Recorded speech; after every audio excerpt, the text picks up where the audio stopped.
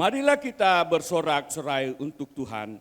Bersorak-sorai bagi gunung batu keselamatan kita. Biarlah kita menghadap wajahnya dengan nyanyian syukur. Bersorak-sorak baginya dengan nyanyian mazmur. Sebab Tuhan adalah Allah yang besar dan Raja yang besar mengatasi segala Allah. Bapa, kami mengucap syukur dan berterima kasih atas kasih-Mu, kemurahan-Mu. Kami boleh berada pada pagi hari ini Tuhan. Kami mau bersorak, memuji dan memuliakan Engkau.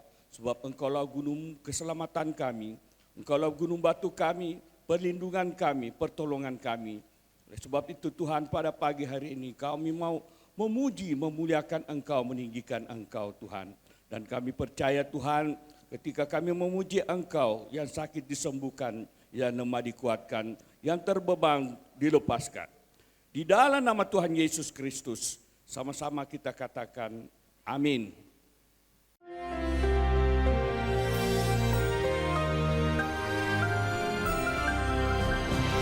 Shalom warga kerajaan, mau hidup punya pengaruh?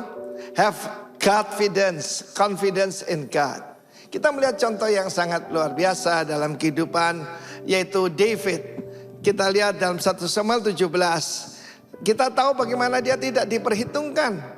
Karena dia datang cuma sebagai mengantar makanan ya. Go food rupanya ya. Dia antar makanan untuk kakak-kakaknya, untuk komandan dari kakaknya. Dan di sana ada Goliat yang menghujat Tuhan dan juga menantang bangsa Israel. Give me a man. Kalau aku menang, seluruh Israel jadi hamba kita. Tapi kalau jagoanmu itu menang, Filistin menjadi, apalagi sekarang ini Filistin bukan Palestina ya, tapi sekedar gambaran saja. Dan kita melihat bagaimana pada saat itu ada beberapa orang yang punya confidence pada diri sendiri. Sebagai contoh, Saul itu satu kepala lebih tinggi daripada orang Israel. Jadi kalau saya ini ukuran standar 170, satu kepala ya 2 meter begitu. Tetapi Goliat ini 6 hasta ya. Jadi dan tambah sejengkal, hampir 3 meter. Dan diterangkan tentang kekuatannya. Kita lihat bagaimana Goliat ini punya confidence but with a small g. Jadi dia percaya pada dewanya. Ya, kita tahu peperangan itu bukan cuma secara fisik tetapi juga spiritual. Tetapi Saul melarikan diri. Demikian juga seluruh tentara Israel. Sampai datang David. David punya confidence. Kita lihat bagaimana pada waktu dia lari kepada orang Filistin itu, dia berkata, engkau mendatangi aku dengan pedang dan tombak dan lembing yang super itu. Tetapi aku mendatangi engkau dengan nama the Lord of Hosts, Yahweh Sebaot, yaitu the God of Israel, the army of Israel yang kau tantang. Hari ini juga bukan aku, tapi Tuhan. Tuhan akan menyerahkan engkau ke dalam tanganku dan akan mengalahkan engkau, memenggal kepalamu dari tubuhmu. Hari juga memberikan pesta kepada burung-burung di udara dan binatang buas. Dia mulai memanggil burung-burung pemakan bangkai, siap ya. Dan kemudian dia lari dan dia cuma memakai yaitu sling dengan batu, saudaraku. Kenapa ada 5 batu? Sebab confidence ini luar biasa. Ada 5 raksasa di sana. Dia siap untuk membantai mereka semua. Itulah yang bekerja iman itu seperti itu. Iman adalah confidence dalam arti sebenarnya. Dan kita lihat bagaimana sekali lagi false confidence ataupun dia percaya bukan huruf G yang besar tapi huruf G kecil, small g. Dan apa yang terjadi, dia pun tumbang dan David mengambil pedang daripada Goliat. Dia tidak punya pedang. Dia cuma pakai apa yang ada di tangannya. Tuhan selalu tanya pada Musa, what do you have in your hand? Oh, cuma sebuah tongkat.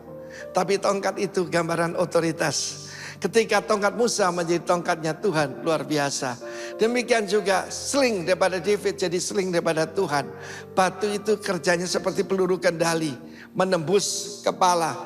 Ada yang mengatakan justru lututnya. Demikian juga kalau menjatuhkan orang, lututnya yang diserang. yaitu kehidupan doa kita. Karena itu have confidence in God. Itulah Godfidence yang memberikan influence. Dan apa yang terjadi, seluruh bangsa Israel yang tadinya ketakutan, termasuk yaitu Saul yang cuma punya confidence pada diri sendiri, mereka cuma datang untuk menjarah dan Filistin dikalahkan. Saudara, untuk menjadi seorang hamba Tuhan yang dipakai oleh Tuhan, harus belajar dari perkara yang kecil. Dia berkata pada Saul, Tuhan telah melepaskan aku daripada cakar beruang dan singa. Apabila mengambil dombaku, akan ku kejar, ku rebut, dan kalau dia menyerang, ku pegang janggutnya, dan kemudian aku membunuhnya. Tuhan yang melepaskan aku dari cakar beruang dan singa, melepaskan aku dari orang Filistin yang tidak bersunat itu. Kenapa bersunat? Punya perjanjian. Dia pulang membawa kepala orang Filistin dan dibawanya ke Yerusalem, dan senjata-senjata orang itu ditaruhnya dalam kemahnya. Itu ayat 54. Saudara, have confidence in God. Godfidence memberikan influence. God bless you. Amin. Shalom, selamat pagi, puji nama Tuhan, selamat datang di tempat ini saudara. Mari kita menyiapkan hati kita, saya jemput saudara bangkit berdiri. Kita mau memuji, menyembah Dia pagi ini. Saya percaya kita semua menikmati kebaikan Tuhan pagi ini saudara, amin. Terima kasih Tuhan Yesus. Kami bersyukur buat segala kebaikan-Mu. Kami bersyukur buat segala cinta-Mu Tuhan. Haleluya. Terima kasih buat kebaikan-Mu Yesus.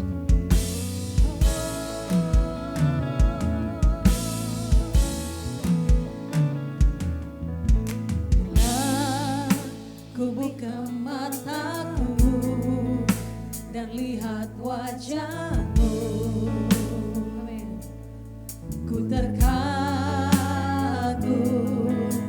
bila ku lihat hidupku dan karya tangan-Mu. Kami terkagum, ku tersanjung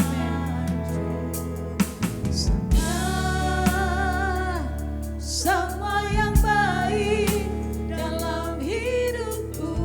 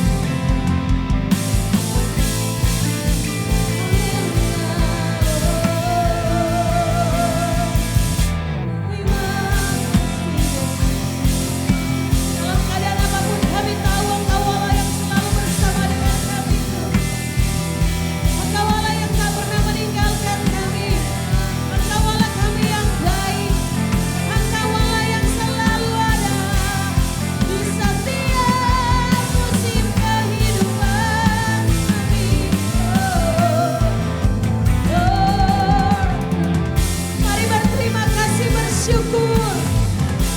Haleluya, haleluya.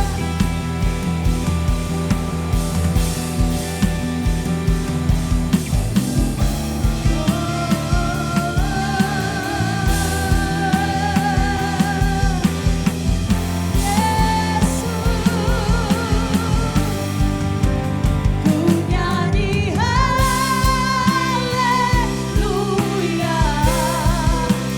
ku nyanyi haleluya. Katakan sungguh kau hebat, amin. Ajaib perkasa, kami nyanyikan haleluya.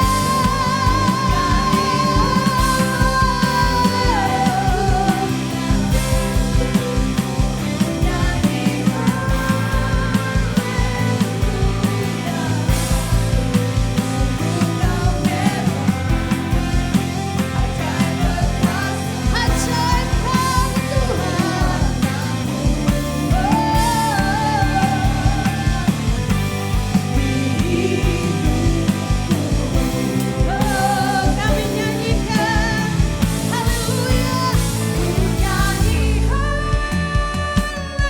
haleluya, ku nyanyi haleluya. Sungguh kau hebat, yes yes perkasa, haleluya.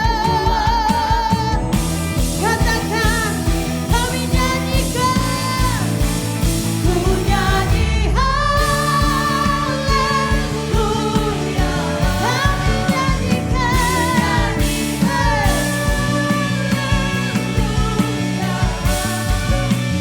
Sungguh kau hebat, ajaib perkasa, perbuatanmu. Mari biar rumah Tuhan saja dengan segenap hatimu katakan, ku nyanyi.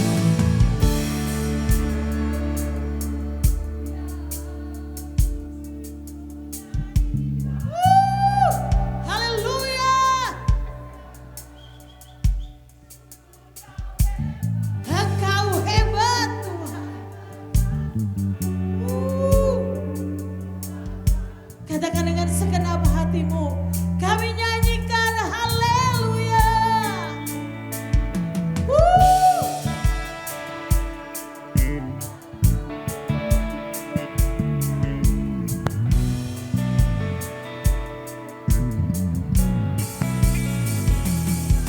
Hebat Engkau Tuhan. Kami nyanyikan haleluya, haleluya. Ku nyanyi haleluya, ku nyanyi haleluya. Sungguh kau hebat, amin. Ajaib perkasa, perbuatanmu. Katakan di hidupku, di hidupku. Beri sorak-sorai tepuk tangan buat Tuhan kita pagi ini. Tuhan yang ajaib perbuatannya, Tuhan yang hebat. Haleluya. Wow, semua saudara menikmati kebaikan Tuhan pagi ini, boleh megang tangan. Kasih salam kiri kanan yuk, katakan Tuhanku hebat, Tuhanku baik.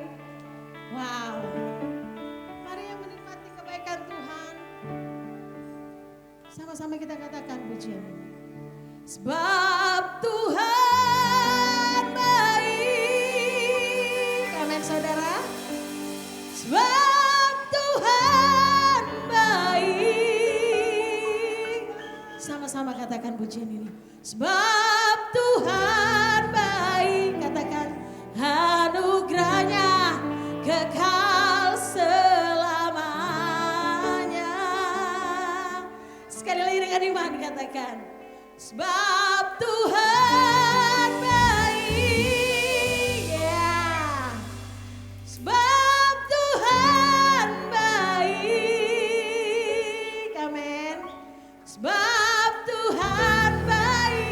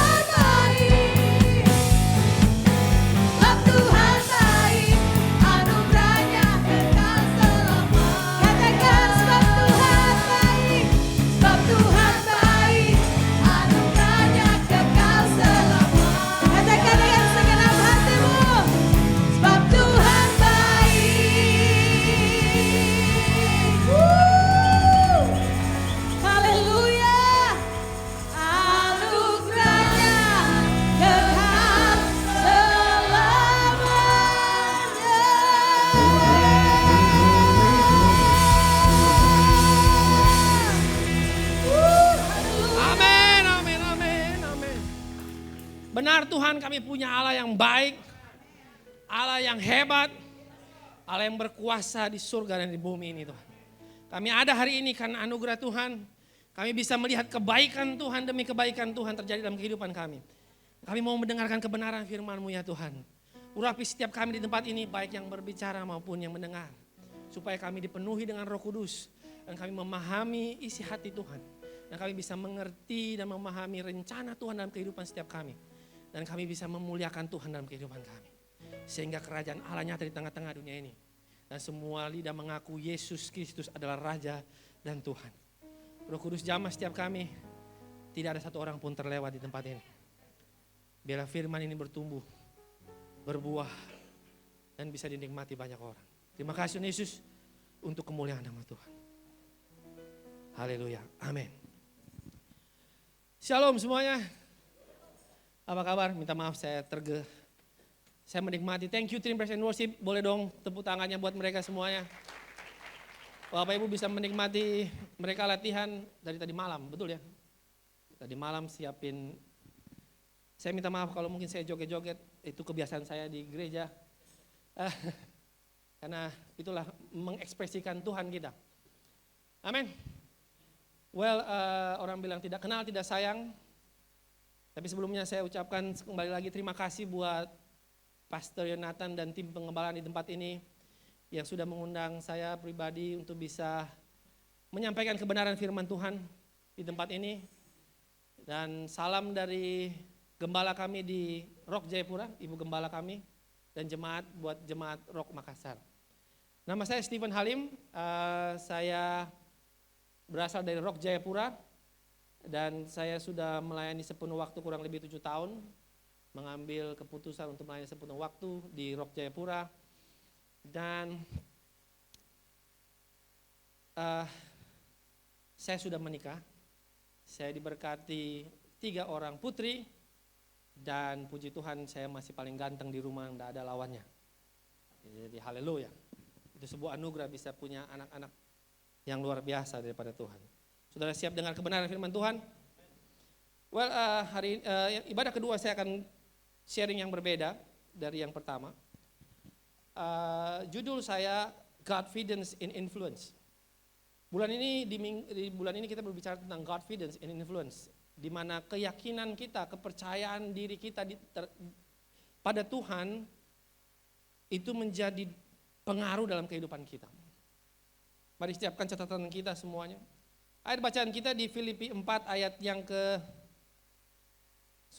Filipi 4 ayat yang ke-13.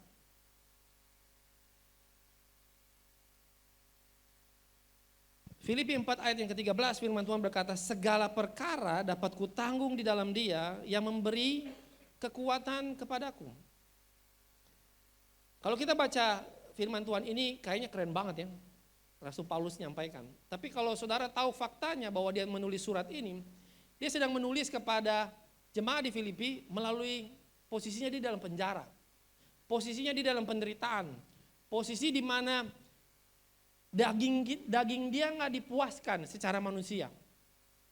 Tapi dia tahu bahwa apa yang dia lalui, penderitaan yang dia lalui karena Yesus, dia tahu bahwa semua itu dia lakukan untuk kemuliaan nama Tuhan. Untuk purpose Tuhan dalam kehidupannya dia. Melalui dirinya dia. Untuk kemuliaan nama Tuhan di tengah-tengah dunia ini. Makanya dia sampaikan kepada jemaat di Filipi bahwa segala perkara dapat kutanggung dalam Dia. Waktu saya baca firman Tuhan ini, saya sedikit merenung dan saya coba cari literasi yang lebih dalam. Dan saya dapat di dalam Filipi 4 dalam terjemahan Amplify Bible. Firman Tuhan berkata, I can do all things. Maksudnya apa? I can do all things. All things-nya tuh apa yang diperintahkan Tuhan. Apa yang Tuhan perintahkan waktu memanggil Paulus. Through him who strength and empower me.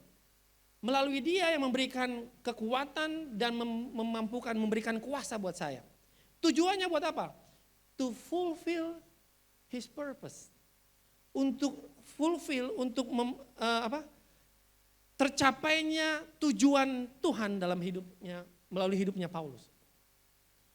Dan waktu saya pelajarin kebenaran firman Tuhan ini, saya mengerti bahwa setiap pribadi di tempat ini, saudara dan saya, tidak ada satu orang pun diciptakan tanpa tujuan.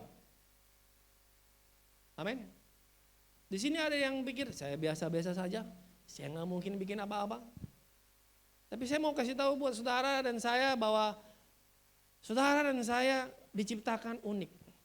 Kalau kita bisa lahir di tengah-tengah dunia ini adalah sebuah anugerah. Amin. Kok tidak ada amin ya? Ini sudah siang loh, mestinya bergairah. Saya sudah berkeringat ini. Kenapa saya bisa bilang begitu? Kalau saudara pahami, ketika kita ngomong ya proses, ketika benih dari pria menghampiri benih dari wanita, saudara mesti tahu proses itu tidak mudah. Proses itu benih dari pria sekali keluar itu jutaan. Tapi yang menarik, cuman satu yang jadi. Halo, saudara anggaplah 1 juta ya. Saudara 1:1 juta dari benih yang Tuhan taruh melalui kehidupan orang tua Bapak Ibu. Jadi kalau saudara bisa lahir tengah-tengah dunia ini, berarti ada tujuan Tuhan dalam hidup saudara. Jadi kalau kita bilang, saya nggak mungkin. No. Hari ini saudara dengar baik-baik. Tuhan mau pakai saudara dengan cara yang luar biasa. Tuhan mau saudara percaya penuh sama Dia. Tuhan mau saudara memandang Dia untuk melihat apa yang menjadi rencana Tuhan dalam kehidupan. Tadi ibadah pertama saya sharing, kita mesti paham bahwa untuk bisa memiliki kepercayaan diri atau keyakinan penuh terhadap Tuhan supaya bisa berdampak, ada beberapa hambatan. Yang pertama, hambatannya adalah diri kita sendiri. Nanti Bapak Ibu mungkin ada rekamannya, mungkin bisa dengar. Yang kedua, rasa malu kita, masa lalu kita. Yang ketiga, kebencian. Dan yang keempat, rasa malu kita. Hambatan itu menghambat kita untuk bisa mengalami kuasa Tuhan. Hambatan-hambatan yang kita alami tanpa disadari menghambat kita untuk bisa memberikan pengaruh di tengah-tengah dunia ini. Tapi hari ini saya mau kita belajar bahwa untuk hidup dalam confidence, untuk bisa meyakini bahwa Yesus Tuhan adalah satu-satunya pegangan kehidupan kita harus merespon dengan benar. Katakan respon. Dan hari ini saya mau ajarin cuma satu saja. Respon yang harus kita lakukan. Responnya namanya taat. Katakan taat. Berapa kita sering dengar kata taat ini? Sering. Menurut Bapak Ibu, saudara-saudara sekalian, taat itu susah gampang? Halo? Tidak ada jawab, tiba-tiba tegang gitu. Susah. Susah gampang, oke. Kalau kita pakai kacamata dunia, kita akan bilang susah. Kalau kita pakai cara daging kita bilang susah. Kalau kita melihat dengan perspektif kita selalu bilang susah. Tapi sebenarnya kata taat itu sendiri adalah kata yang paling mudah di dalam perspektifnya Allah. Halo? Kata taat sendiri itu adalah kata yang mudah di dalam hadapan Allah. Bahkan kata taat ini penting buat kita orang percaya. Dalam 1 Samuel 15 ada satu kisah di mana Raja Saul diperintahkan Tuhan untuk membantai orang Amalek. Waktu dia suruh bantai, Tuhan bilang nggak boleh ada yang sisa. Tapi yang menarik, apa yang dilakukan? Raja Saul menyisakan ternak yang gemuk-gemuk sama rajanya ditawan. Nggak dibantai habis. Tujuannya mulia. Tujuannya adalah supaya ternak yang gemuk itu bisa jadi persembahan buat Tuhan. Baik nggak? Baik banget. Tapi sebenarnya apa yang Raja Saul lakukan, dia sedang tidak taat kepada apa yang menjadi perintah Tuhan. Itu sebabnya waktu Raja Saul melakukan hal itu, Tuhan marah dan Tuhan sampaikan kepada Samuel, akhirnya Samuel sampaikan. 1 Samuel 15 ayat 22, kita buka 1 Samuel 15 ayat 22. 1 Samuel 15 ayat 22 firman Tuhan berkata, tetapi jawab Samuel, apakah Tuhan itu berkenan kepada korban bakaran dan korban sembelihan sama seperti kepada mendengarkan Tuhan? Sesungguhnya mendengarkan lebih baik daripada korban sembelihan. Memperhatikan lebih baik daripada lemak domba-domba jantan. Yang Tuhan marah, Tuhan bilang gini, saya nggak butuh persembahanmu, bahasa kasarnya begitu. Saya yang lebih penting adalah kamu mendengar dan taat. Karena percuma kita kasih persembahan tapi kita nggak punya sikap hati taat. Karena ketaatan itu dipandang penting di hadapan Tuhan. Dan yang menarik waktu saya baca firman Tuhan ini, dia bilang mendengarkan lebih baik dan memperhatikan lebih baik. Maksudnya apa? Ini nggak ada kata-kata taatnya. Tapi waktu saya coba cari tahu bahasa asli, bahasa Ibrani, kata taat itu tulisannya syama atau shema. Dan menarik, artinya adalah mendengar, mendengarkan, memberi perhatian, memahami, tunduk, dan taat. Wow. Saya ulang lagi ya. Mendengar, mendengarkan, memberi perhatian, memahami, tunduk, dan taat. Taat itu dimulai dari apa? Mendengar. Mendengar bukan cuma asal dengar. Saudara bisa dengar bunyi ini? Bisa. Tapi kalau saudara mendengar baik-baik, saudara tahu ini bunyi apa. Betul tidak? Betul tidak?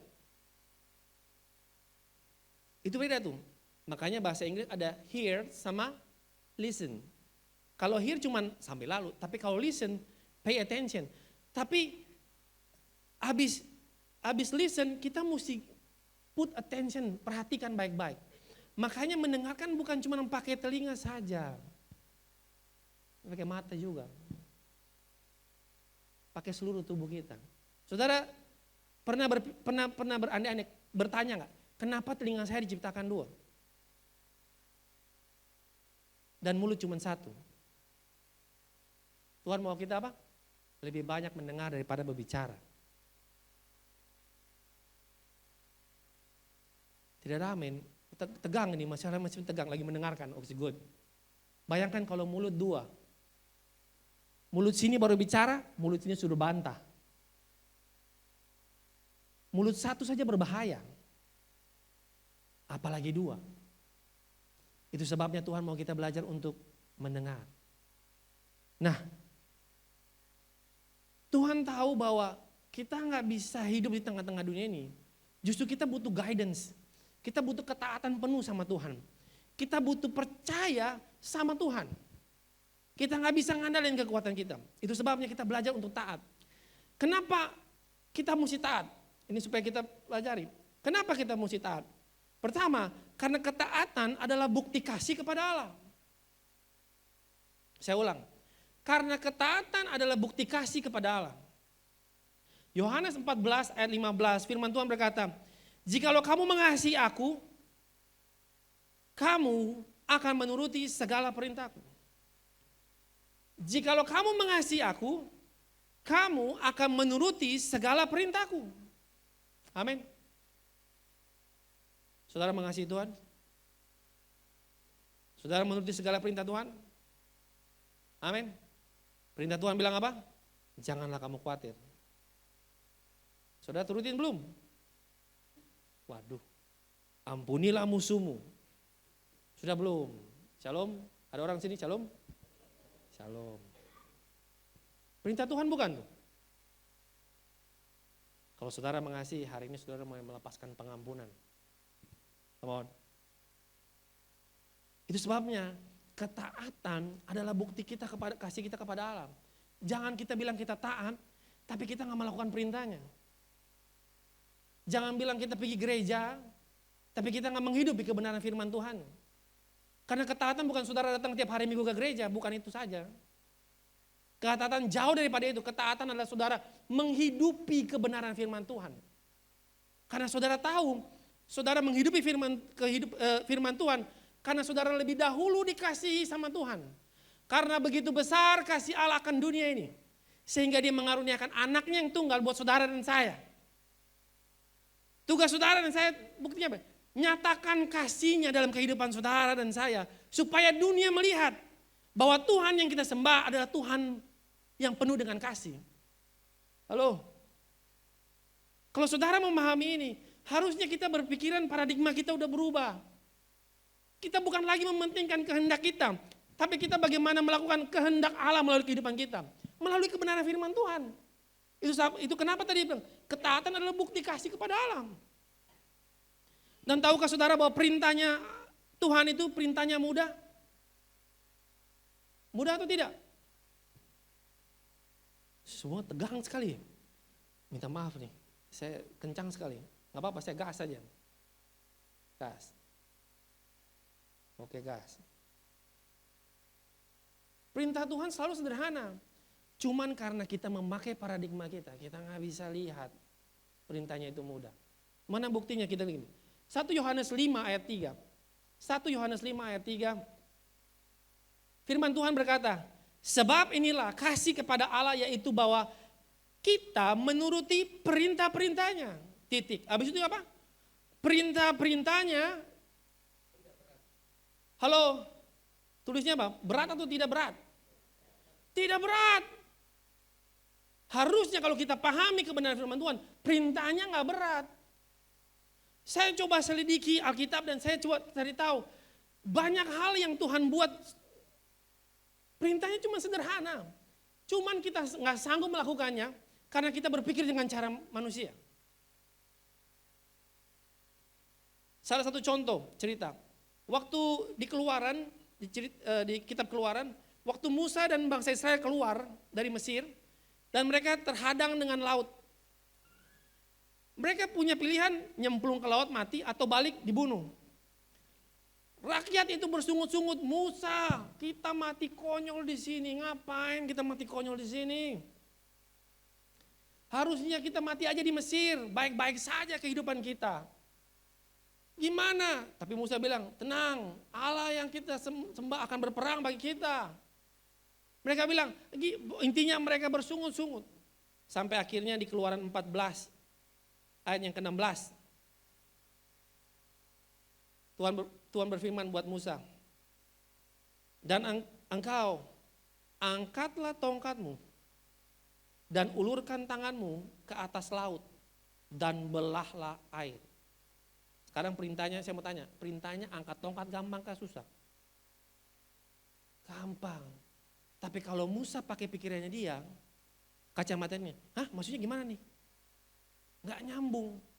Tapi karena Musa sudah ngalamin Tuhan dan dia mengerti perspektifnya Tuhan, dia angkat tongkat, dia taruh, boom, dan kita tahu ceritanya.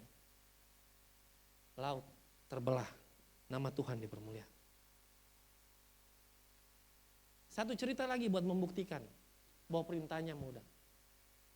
Dalam Lukas 5 ayat 1 sampai dengan 11, nanti Bapak Ibu catat, Bapak Ibu bisa pelajarin.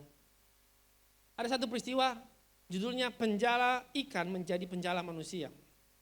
Saya suka sekali cerita ini karena banyak hal yang Tuhan ceritakan di tempat ini. Tapi ada salah satu cerita yang dimana waktu Yesus datang, Yesus lihat Simon Petrus lagi sudah semalam-malaman cari ikan gak ketemu.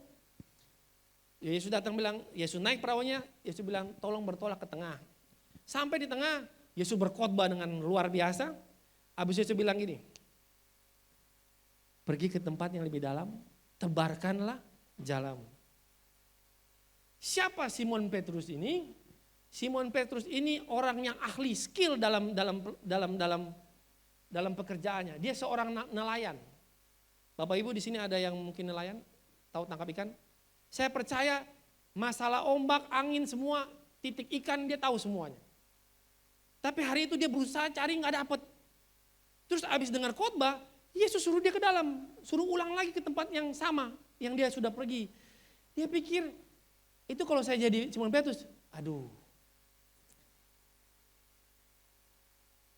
Bapak jangan dulu. Bukan guru, Bapak jangan dulu kalau bahasa Papua. Tapi yang menarik, dia sempat bersungut. Guru, dia bilang, guru, ini saya suka berubah katanya, guru. Sudah semalaman kami cari di situ, nggak dapet. Tapi karena engkau yang menyuruhnya, aku pergi. Tuhan suruh ngapain? Suruh ke dalam, tebarkan jala. Nggak suruh, kalau orang mau bilang, dan nggak suruh molo ke dalam gitu. Nggak suruh berenang, nyelam mencari ikannya, enggak. Suruh tebarkan saja, gampang atau susah?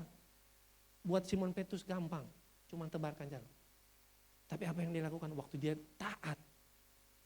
Saudara baca sendiri, jalannya hampir koyak, dia panggil temannya, temannya bantu kapalnya, dua-dua hampir tenggelam. Lalu cuman karena taat perintah yang sederhana. Seringkali kita nggak mengerti cara kerja Tuhan. Padahal cuman butuh taat saja dengan perintah yang sederhana. Mujizat itu bisa nyata. Tapi kita selalu pakai kita punya cara berpikir, kita pakai kita punya pengertian, dan kita memaksakan kehendak kita, cara berpikir kita yang Tuhan, supaya Tuhan melakukan apa yang seperti kita mau. Hari ini saya mau dari kebenaran firman Tuhan, perintah Tuhan itu nggak berat. Perintah Tuhan itu sangatlah ringan. Cuman butuh paradigma yang baru untuk kita bisa melakukan itu. Saudaraku yang dikasihi Tuhan, saya pelajari ini dan saya pelajari juga bahwa Yesus pun melakukannya. Yohanes 15 ayat 9 sampai 10. Yohanes 15 ayat 9 sampai dengan 10. Seperti Bapa yang telah mengasihi aku, demikian juga aku telah mengasihi kamu. Tinggallah dalam kasihku itu, jikalau kamu menuruti perintahku, kamu akan tinggal dalam kasihku, seperti aku menuruti perintah Bapakku dan tinggal dalam kasih. Apa yang saya mau sampaikan di sini? Yesus bukan cuma asal ngomong, Yesus pun menunjukkan bahwa dia menjadi pribadi yang taat. Amin. Tadi pertama alasannya apa? Ketaatan apa? Tegang sekali. Catat tidak nih? Pak Charles punya PR. Ketaatan adalah bukti kasih kepada Allah. Alasan yang kedua, ketaatan adalah kekuatan. Katakan ketaatan adalah kekuatan. Maksudnya apa? Matius 7 ayat 24 sampai dengan 27. Ada satu cerita tentang perumpamaan dua rumah yang dibangun di atas dasar. Ada satu rumah dibangun di atas batu, satu rumah dibangun di atas pasir. Yang satu rumah di atas bangun digambarkan sebagai orang yang menuruti kebenaran firman Tuhan, menuruti perintah Tuhan dan melakukannya. Seperti rumah di atas batu karang. Tapi orang yang enggak menuruti perintah Tuhan seperti rumah di atas pasir. Dua-dua secara fondasi berbeda. Tetapi dua-dua punya kesamaan dalam cerita itu. Yaitu di mana dua-dua menghadapi badai dan hujan. Betul atau tidak? Betul? Dua-dua sama menghadapi bencana yang sama. Tapi yang menarik firman Tuhan bilang, rumah di atas batu, dia berdiri teguh. Tidak tergoyahkan. Kalau kita baca baik-baik tadi rumah di atas batu, orang apa? Orang yang melakukan firman Tuhan, orang yang menghidupi firman Tuhan. Orang yang taat. Tahukah saudara bahwa ketika kita taat, ketika kita mengandalkan Tuhan,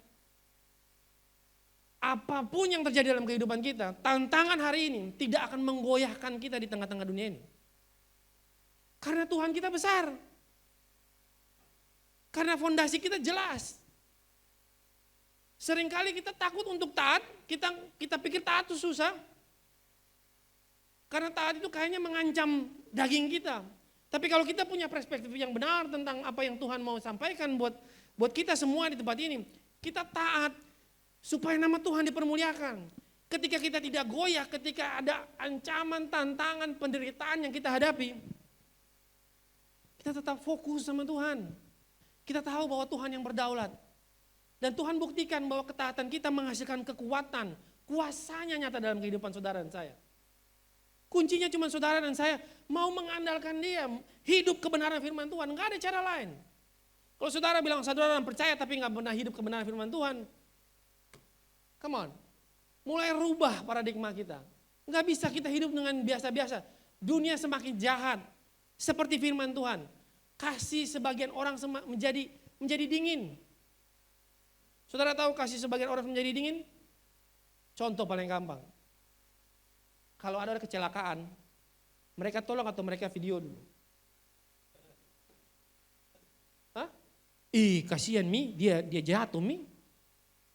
Patah tulangnya tidak tolong. Kalau di Jayapura ada kebakaran, aduh, dia bukan ambil air, dia bilang, aduh kasihan kebakaran, aduh itu api besar sekali.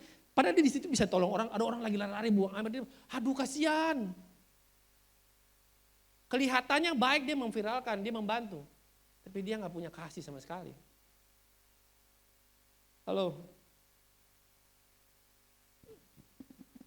Menghidupi firman Tuhan itu adalah menghidupi kasihnya. Jangan saudara bilang saudara datang gereja, pelayanan luar biasa, tapi kalau nggak terpancar dalam kehidupan saudara kebenaran firman Tuhan. Come on, mesti rubah lagi, mesti benerin lagi. Kalau Bapak Ibu tanya, Bapak ini khotbah di Jayapura kayak gini. Saya kayak begini khotbah ya, saya khotbah kebenaran, terserah mau terima atau tidak. Tapi ini kebenaran, memang pahit buat telinga kita, pahit buat daging kita, tapi akan menjadi kekuatan buat saudara menuju kepada keselamatan yang kekal. Kalau saudara hidup dalam kebenaran. Akhir zaman orang mau dengar yang mereka mau dengar. Mereka mau dengar tentang berkat. Tuhan sembuhkan saya. Kalau saudara baca baik-baik, penderitaan yang saudara alami, tantangan yang saudara alami, Tuhan izinkan terjadi, supaya apa? Supaya kuasa Tuhan nyata. Kalau saudara belum disembuhkan, bukan berarti Tuhan nggak sayang saudara. Tapi Tuhan menunjukkan bahwa kuasanya tetap nyata walaupun saudara tidak disembuhkan. Maksudnya apa? Saudara bisa hidup sampai hari ini, itu karena kasih anugerah Tuhan. Come on. Seringkali kita punya paradigma yang salah, kita melihat saya mesti sembuh. No. Kadang-kadang kesembuhan itu bukan cuma secara fisik, tapi secara roh. Tuhan mau kita punya mental secara tubuh, jiwa, dan roh. Itu dipulihkan supaya kita punya pandangan benar tentang karakter ilahi dan kita memuliakan Bapa dalam kehidupan kita. Itu sebabnya Amsal 35 Amsal 3 ayat 5 firman Tuhan berkata, percayalah kepada Tuhan dengan segenap hatimu dan janganlah bersandar dengan pengertianmu sendiri. Akuilah Dia dalam segala lakumu, maka Ia akan meluruskan jalan. Tuhan mau kita belajar untuk hidup mengakui Dia. Kita jangan pakai pikiran kita. Apa yang kita lihat mungkin nggak bisa kita mengerti, tapi percayalah Dia dalam kehidupan kita. Akuilah Dia dalam setiap tindakan kita, dalam pekerjaan kita, dalam rumah tangga kita, sebagai suami, sebagai istri, sebagai orang tua. Akuilah Dia.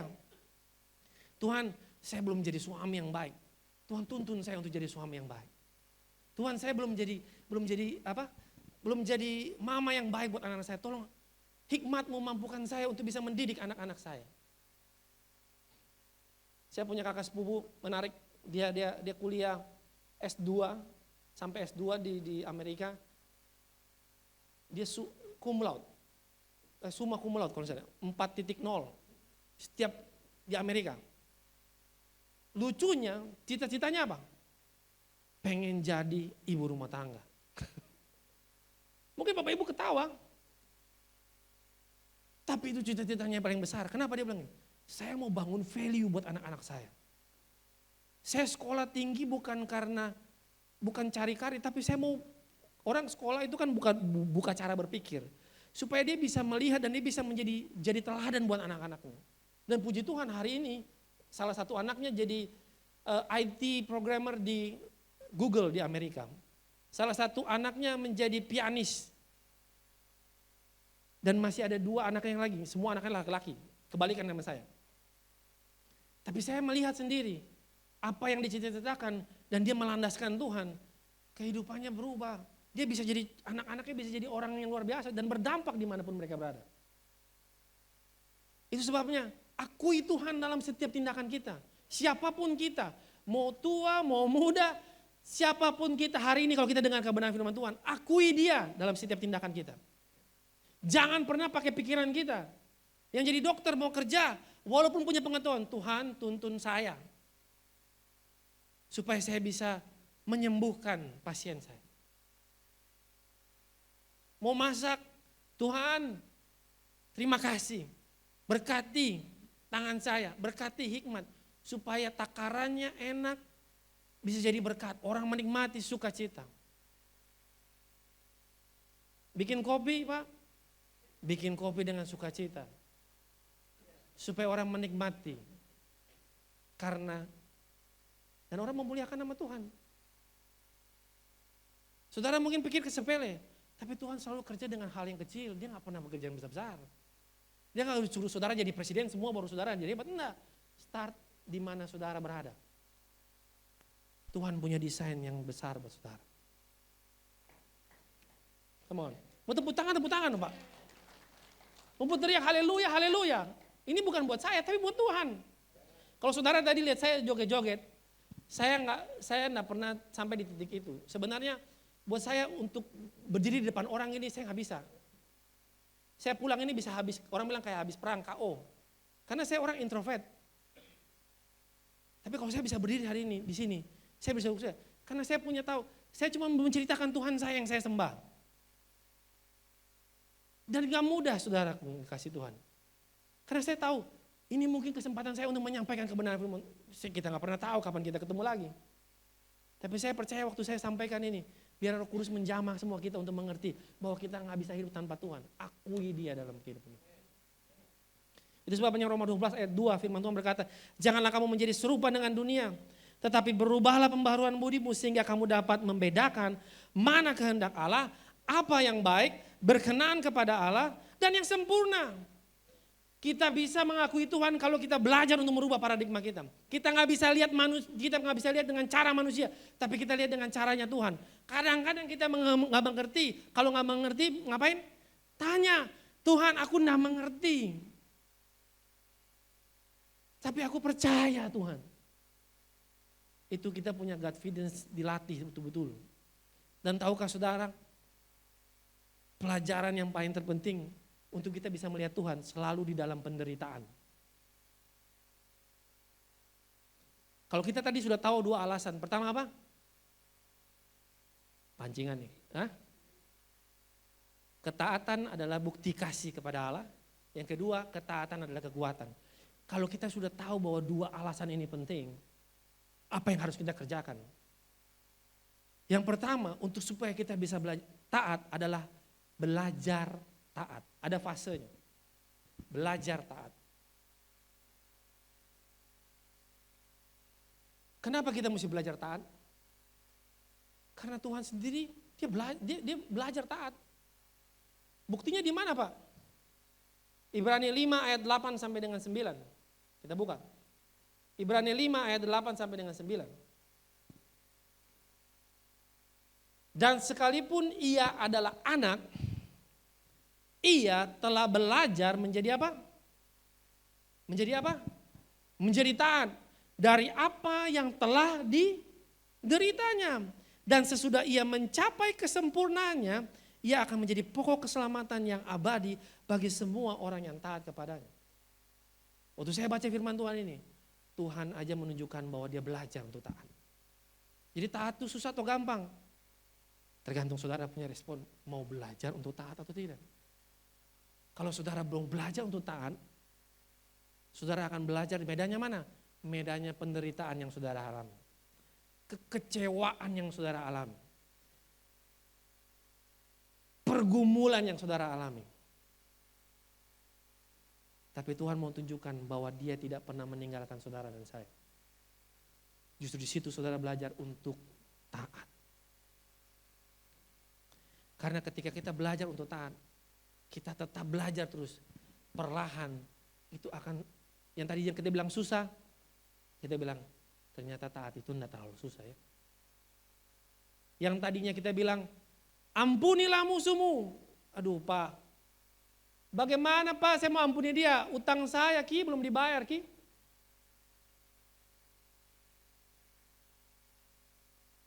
Bagaimana mau ampunin dia?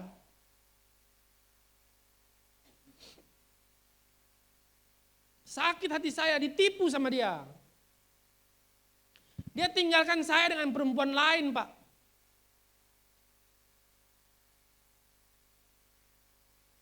Tapi Tuhan bilang apa? Ampunilah musuhmu. Susah nih.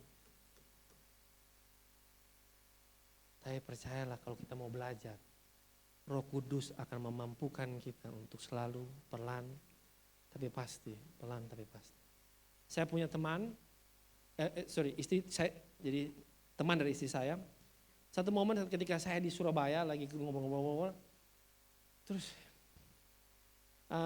dia diskusi-diskusi, tiba-tiba dia punya teman datang nih, pengusaha, dia bilang gini, aduh saya sebal sekali. Dari pertemuan yang happy-happy tiba-tiba dia curhat. Dia bilang ada orang belum bayar, saya punya utang. Utangnya banyak sekali dan gak selesai-selesai. Saya tagih, dia nggak mau bayar, dia bayarnya cuman utangnya besar, tapi bayarnya cuman kecil. Dan dia bilang, aduh rasanya tuh marah, pengen disantai, nggak tahu dia sampai sumpah serapah dia bilang. Terus karena saya nggak tahu, saya awalnya bicara sama istri saya. Saya cuma makan, terus gimana, dia tanya, gimana Pak Pendeta, apa yang saya mesti lakukan? Saya jawab, ampunilah musuhmu. Dia bilang, enak sekali ampuni, gimana ampuninya? Ini hitungannya M. Bukan 1.000, 2.000, M. Ampuni gimana? Firman Tuhan bilang, ampunilah. Berdoalah bagi dia. Singkat cerita, tetaplah dia masih mendumel. At the end kita pisah kurang lebih hampir 6 bulan.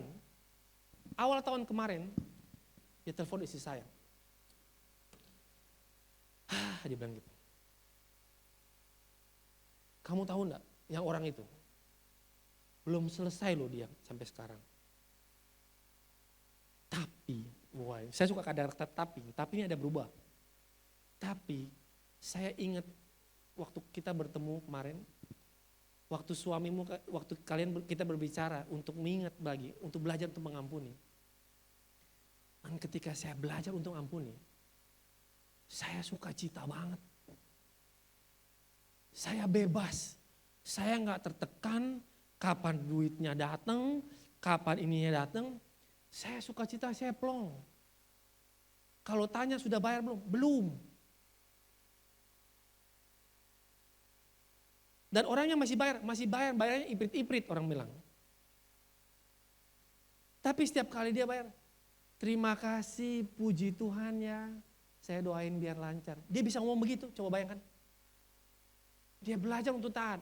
Dia bilang gini, saya tahu bahwa hari ini saya hidup, saya masih dicukupkan sama Tuhan. Uang itu saya butuh, tapi saya lihat bukti nyata Tuhan tetap menyertai saya. Saya masih bisa mampu menghidupi anak-anak saya. Dan saya tahu bahwa perkenanan Tuhan selalu nyata. Nah waktu saya melepaskan pengampunan, saya yang gak ada beban, sukacita. Saya cuma bilang, kapan dia mau bayar, biar Tuhan tolong. Tapi satu step yang dia belajar, bahwa dia belajar untuk mengampuni, saya bilang, saya free sekarang, saya gak ada beban. Setiap kali bangun pagi tuh merasa mau berantem sama orang. Cuma pikirin barang itu. Tapi hari ini dia sukacita sekali. Bahkan dia bilang memang ya, bener ya. Hal sederhana. Tapi kalau belajar untuk taat melakukan, halnya berbeda. Itu fase yang pertama supaya kita bisa taat. Yang kedua, ketaatan kita dari kita pelajari haruslah menjadi inspirasi buat banyak orang. Amin. Seringkali kita lupa, kita belajar taat bukan buat kita sendiri. Saudara datang ke gereja bukan untuk selamat sendiri. Saudara datang ke gereja untuk saudara belajar kebenaran firman Tuhan yang saudara bawa dalam kehidupan saudara dan saudara mencerminkan di luar sana supaya orang datang ke gereja, orang datang mencari Tuhan dan orang mempermuliakan nama Tuhan. Itu saudara harus lakukan. Harusnya ketaatan yang kita lakukan dari perintah yang sederhana itu mengajak orang atau menginspirasi orang. Kalau dari jadi cerita teman saya itu, harusnya cerita itu menjadi inspirasi buat banyak orang. Supaya yes, saya mau belajar taat. Dan itu harus dilakukan sebagai orang percaya. Dan harusnya inspirasi itu dimulai dari kita mengerjakan kehendak Tuhan, bukan kehendak kita. Halo? Bukan lagi kehendak kita yang jadi, tapi kehendak Tuhan yang jadi. Sama seperti Yesus yang menginspirasi saudara dan saya. Dalam Yohanes 4 ayat 34 firman Tuhan berkata, kata Yesus kepada mereka, makananku ialah melakukan kehendak Dia yang mengutus aku dan menyelesaikan pekerjaan. Yesus punya makanan adalah melakukan kehendak Bapa. Dan harusnya kita orang percaya, kita hidup melakukan kehendak Tuhan dalam kehidupan kita. Supaya dimanapun kita ditempatkan, kita mencerminkan Kristus dan orang memuliakan Bapa di sorga. Itu yang harus ada dalam diri kita. Jadi kalau kita jadi orang percaya, bukan cuma untuk selamat, tapi kita jadi orang percaya untuk menyatakan kemuliaan Raja di atas segala raja. Karena endingnya kita adalah memerintah bersama-sama dengan Raja kita. Amin. Saudaraku yang dikasihi Tuhan, Tuhan mau kita belajar untuk taat. Tuhan mau kita hidup kehidupan kita menjadi jawaban bagi banyak orang, menginspirasi banyak orang. Kalau dalam keluarga, mulai jadi orang tua yang menginspirasi anak-anakmu. Kalau jadi pemimpin, menjadi pemimpin yang menginspirasi orang yang dipimpin. Atau orang yang mungkin jadi staf, menginspirasi pemimpin bahkan tempat di mana dia bekerja. Dalam gereja, menginspirasi orang-orang dalam gereja. Sehingga saya percaya Rock Makassar ini bukan jadi rock yang biasa aja. Jemaatnya bergairah luar biasa. Saudara bukan duduk diam-diam, tapi saudara pulang, saudara dengan gairah. I can do something. Apa yang Tuhan mau buat? Yang muda jangan pikir, saya masih muda. No. Mumpung masih muda. Kalau dengar kebenaran firman Tuhan ini, come on, belajar untuk taat dari sekarang. Kalau yang udah terlanjut, Tuhan minta ampun, saya mau belajar taat. Masih ada waktu belajar untuk taat. Karena kalau kita sudah lewat fase belajar, fase menginspirasi, kita akan masuk kepada fase yang selanjutnya, yaitu ketaatan yang menyatakan kuasa Tuhan. Dimulai dari kita taat, kuasa itu nyata dalam kehidupan kita. Itu sebabnya dari kita taat, kita percaya sama Tuhan, kita Godfidence, kita punya Godfidence, kita punya pengaruh untuk menyatakan kuasa Tuhan dalam kehidupan kita.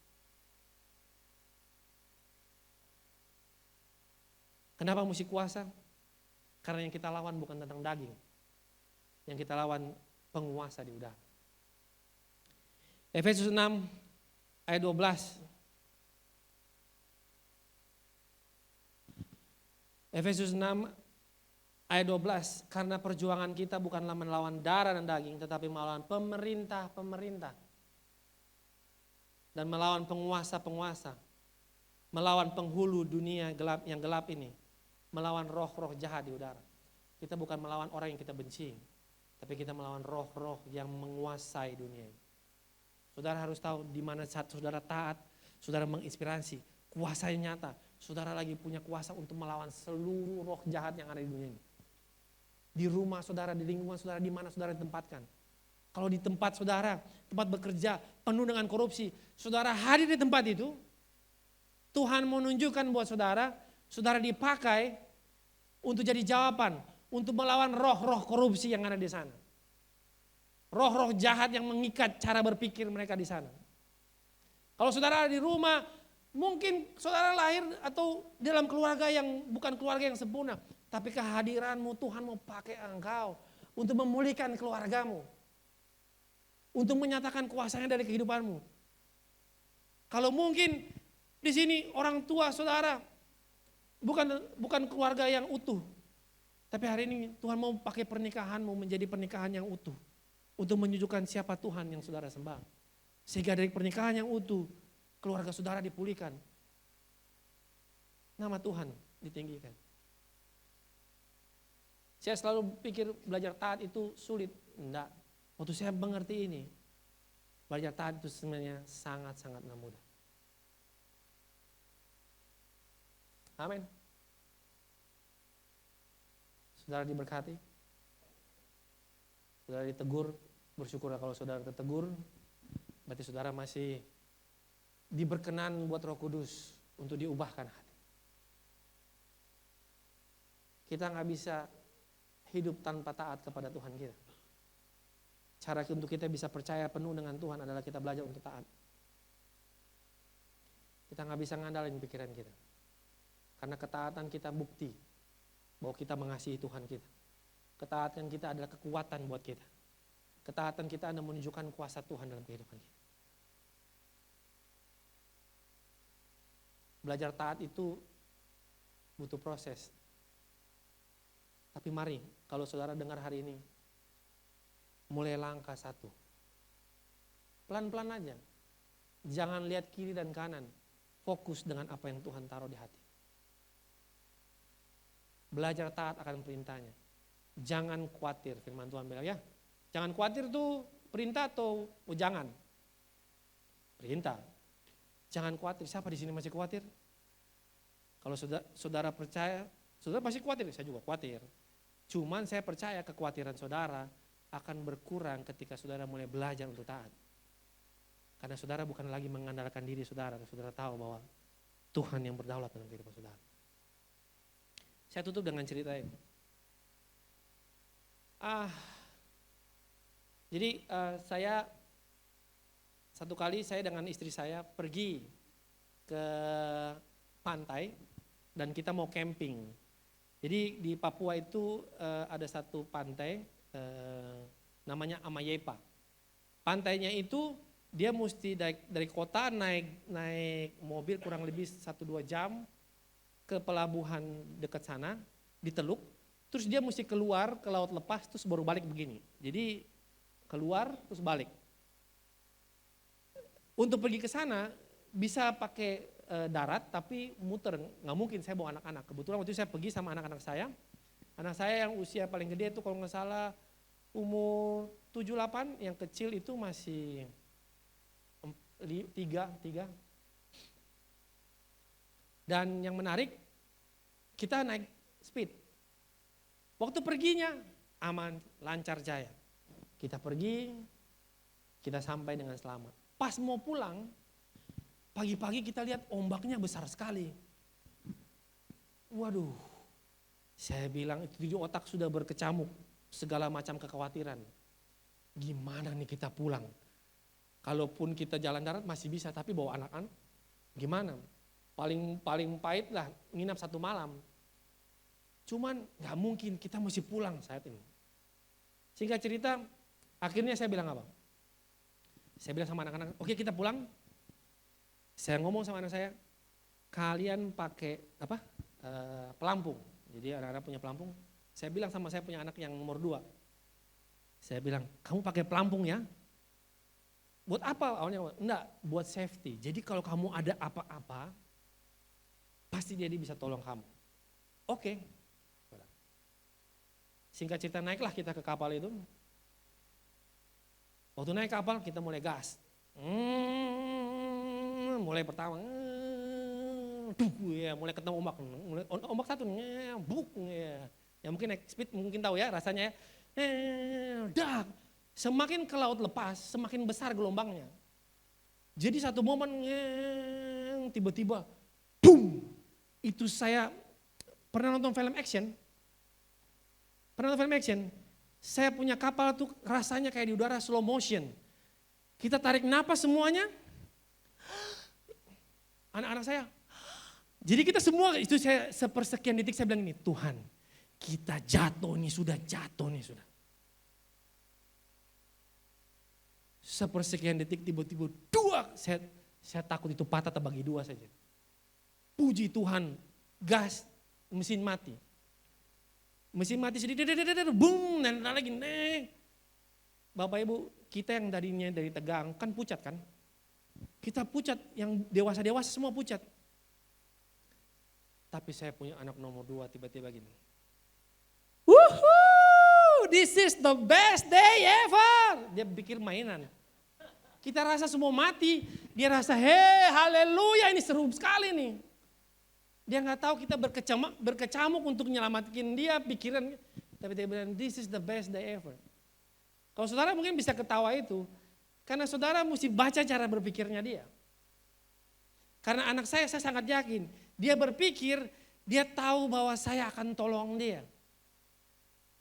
Dia tahu bahwa perintah yang saya sampaikan akan menyelamatkan dia. Dan dia tahu saya ada di situ. Halo? Bisa dapat sesuatu di sini. Harusnya Kita mengerti bahwa perintah yang Tuhan sampaikan yang sederhana, tujuannya untuk menyelamatkan kita. Kita butuh percaya sama dia. Kita butuh pegang perintahnya aja. Karena saudara percayalah, kalau kejadian apapun saya pasti lari bagaimana caranya untuk nyelamatin dia. Kalau Bapa di dunia aja kayak begitu, apalagi Bapa di sorga. Dan saya selalu tahu bahwa perintahnya gak pernah membuat kita susah. Perintahnya selalu menjaga kita, supaya kita gak keluar jauh. Karena dia mengasihi saudara dan saya. Kalau saudara mengasihi dia, ikutin aja perintahnya. Dan saudara akan bisa melihat betapa besar Tuhan saudara. Makanya tadi, mungkin tim musik boleh naik. Kita bilang, sebab Tuhan baik. Sebab Tuhan baik. Sebab Tuhan baik. Lanjut, anugerahnya besar. Saudara gak akan bisa bilang sebab Tuhan baik kalau saudara gak pernah ngalamin. Dan saudara harus ngalamin dan saudara mulai percaya. Gampang kita nyanyi, wuhu, sebab Tuhan baik. Wah, luar biasa lagunya enak sekali. No. Sebab Tuhan baik. Waktu kita tahu kita ada di lembah yang hancur. Tapi Tuhan tetap baik. Waktu kita belum belum disembuhkan. Kita tahu Tuhan baik. Waktu kita masih bergumul dengan masalah, dengan utang kita tahu Tuhan baik. Dibutuhkan ketaatan penuh. Dibutuhkan percaya penuh. Jemaat Rock Makassar, saya percaya satu saat kita ketemu, saudara-saudara semua adalah orang yang taat, yang memiliki ketaatan. Dan bahkan kalau saya dengar, Pak, perintah Tuhan gampang, mudah buat saya. Saya sudah bisa mengampuni, saya sudah bisa belajar untuk tidak khawatir. Mari kita nyanyi, sebab Tuhan baik. Come on.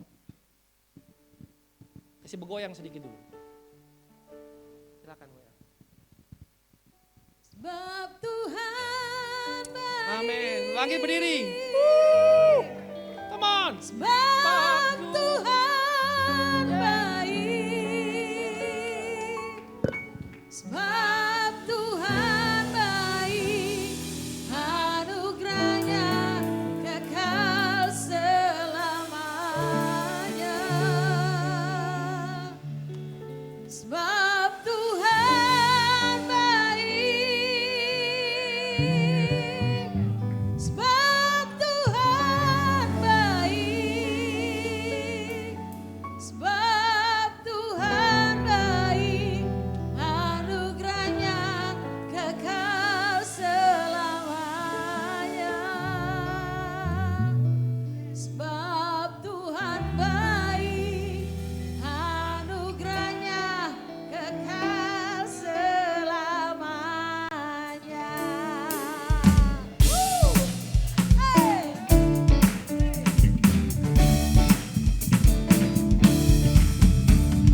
Masuk gerbangnya bersyukur dengan penuh pujian, bersuka di hadiratnya, nyanyi besarkan agung namanya.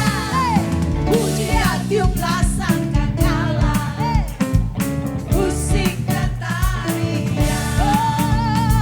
Semua makhluk di bumi di surga dengan senang hati naikkan pujian.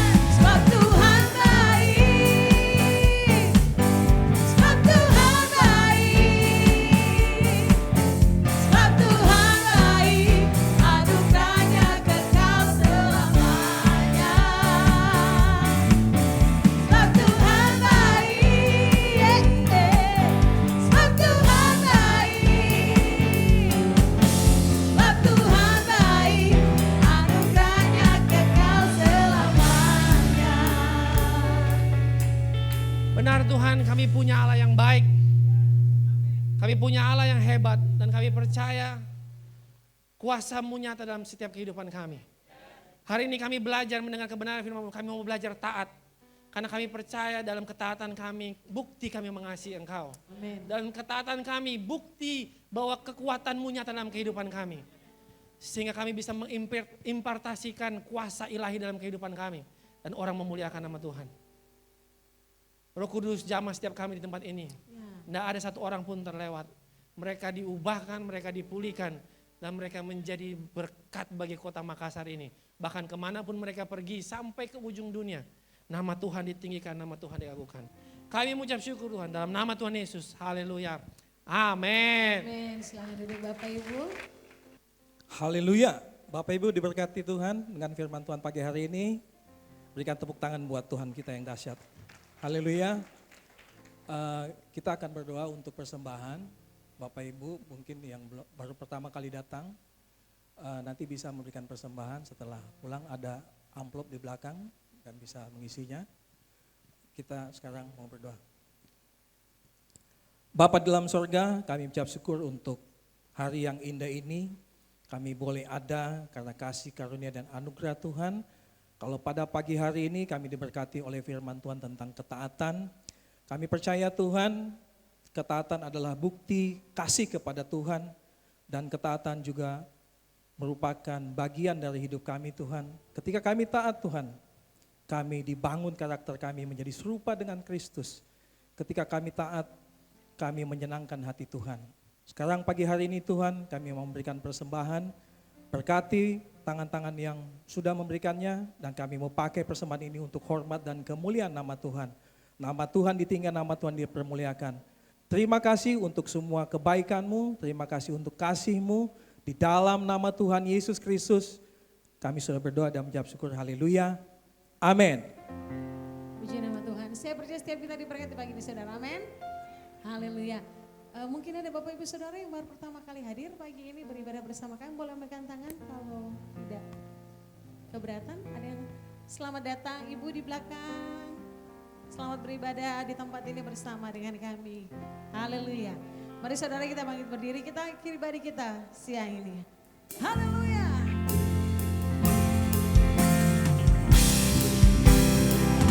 Aku punya Tuhan yang besar, yang telah berjanji dan sanggup menggenapi. Imanku bersepakat percaya kuasa-Nya. Ku terima sekarang kemenangan. Dengan iman katakan aku punya Tuhan yang besar. Haleluya. Yang telah berjanji dan sanggup menggenapi. Imanku bersepakat percaya kuasa-Nya. Ku terima sekarang kemenangan. Sekali lagi dengan iman katakan, aku punya Tuhan yang besar. Aku punya Tuhan yang besar, yang telah berjanji dan sanggup menggenapi. Imanku bersepakat percaya kuasa-Nya. Ku terima sekarang kemenangan. Katakan iman kami, imanku bersepakat percaya kuasa-Nya. Ku terima sekarang kemenangan. Sekali lagi katakan iman kami, Tuhanku bersepakat percaya kuasa-Nya. Ku terima sekarang kemenangan darimu. Haleluya. Haleluya. Puji Tuhan. Bapak Ibu yang berulang tahun dari tanggal 1 sampai hari Minggu ini, silakan maju ke depan, kita akan berdoa bersama-sama. Pak Arnon hari Minggu ini ya? Hari Minggu, puji Tuhan. Ya, Pak Julius dua hari kemarin ya. Siapa lagi? Mari Bapak Ibu, Saudara silakan. Si Osin, luar biasa. Aduh, ada 4 orang ya. Ini siapa? Melisa. Oke, mari kita berdoa, kita angkat tangan kita memberkati kehidupan mereka. Kami berdoa bersama-sama mendukung kekasih-kekasih kami, teman-teman kami, Pak Julius, Melisa, Ibu Osin, Pak Arnon. Kami minta anugerah Tuhan.